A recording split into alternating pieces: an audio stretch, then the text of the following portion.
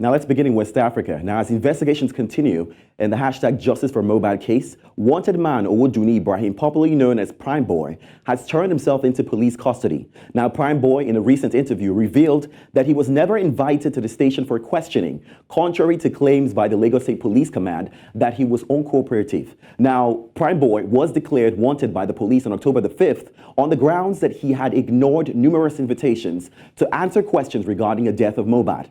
He maintains that he would have never ignored their invitations had there been any, hence the reason he turned himself in.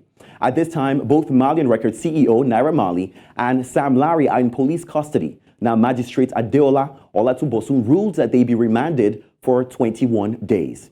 Now, the Lagos State Police Command Idowu Owonwa today addressed journalists on the ongoing investigation into the death of the late singer. Now, spokesperson Benjamin Hundeyin of the Lagos State Police Command has assured family, friends, fans of Mohbad and the general public that no stone will be left unturned in ensuring the most diligent investigation. Now, News Central, of course, was live, and I'm hoping to talk to Bernard very soon on, what people should expect.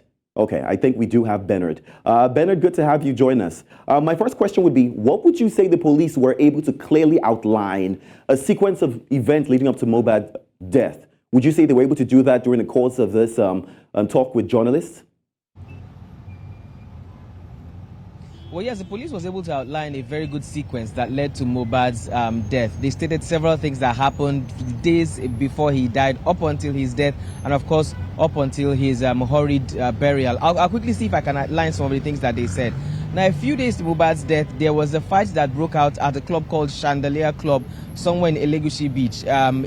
It was caused by some kind of parking incident over there, and Mohbad got into a fist fight, where he got hurt in the hand, which resulted in the bandage that most people saw around his hand. Now, he bled from that hand for about 3 days. And after that, the sickness that he had that eventually led to his death. But it was also clearly stated here that when Mohbad did fall sick, he was being treated by a certain nurse. Apparently, that nurse was not a genuine nurse, and this is based on the police investigation, what was read today during the press briefing. According to the police, the nurse was an auxiliary nurse who was not registered. So, auxiliary nurse who, in layman's terms, was a quack. The nurse has been apprehended, apparently.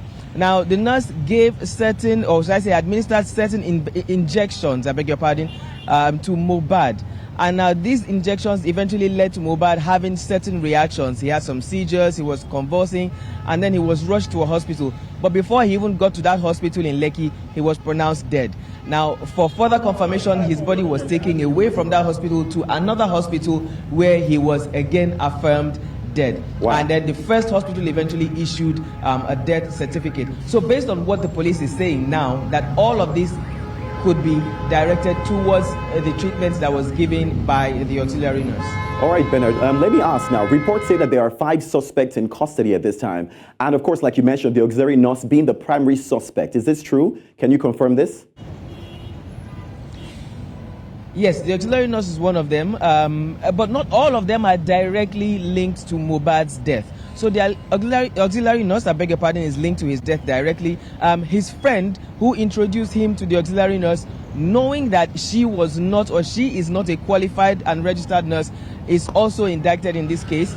And then we have Naira Marley and Sam Larry, who are not directly linked to the death. This is based on the police's investigation. Now, they are held because, of course, they were found guilty of, well, let me not say guilty because court case is not over yet, but they are held because from the investigation it was found out that they had, cyber bullied Mohbad. Just like we've been seeing online, he's been bullied several times, and he's been intimidated several times by the both of them. So those 4 people have been held. There is a 5th person, I can't exactly remember who it is, but in total, like you stated, 5 people are in custody for now. Let me ask, now the big question, of course, is the results of the autopsy. Now, how long more should we wait? Is there a specific date? Any information about this?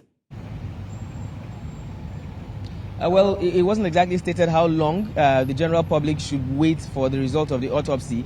Of course, there's autopsy, there will be toxicology tests, and this may take a few days. There's also result being waited for from the Nigeria National Drug Law Enforcement Agency, that's the NDLEA.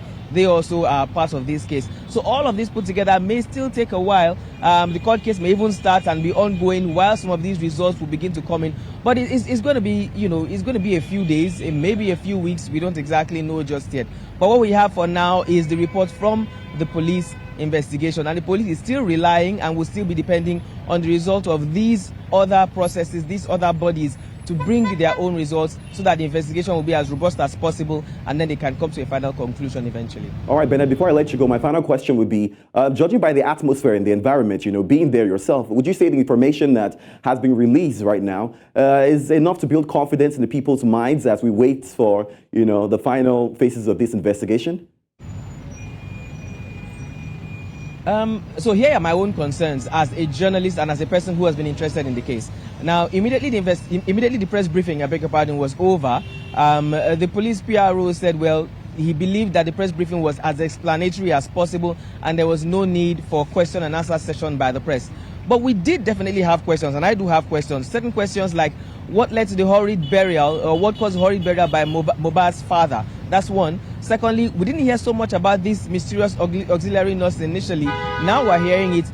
There are people who are beginning to say it's seeming like it's convenient to blame it on an unregistered auxiliary nurse. There's equally that. And several other issues here and there that could also be raised. Some of these issues have not been answered. So even though this investigation by the police was quite robust and what they said was very, very convincing, trust me, there still are questions that are left unanswered. I do appreciate you. Thank you for your time and, of course, for giving us this update. And I must implore all Nigerians, of course, to remain calm. I know that it's hard for everyone, but, of course, we have to wait for investigations to conclude before, anything else.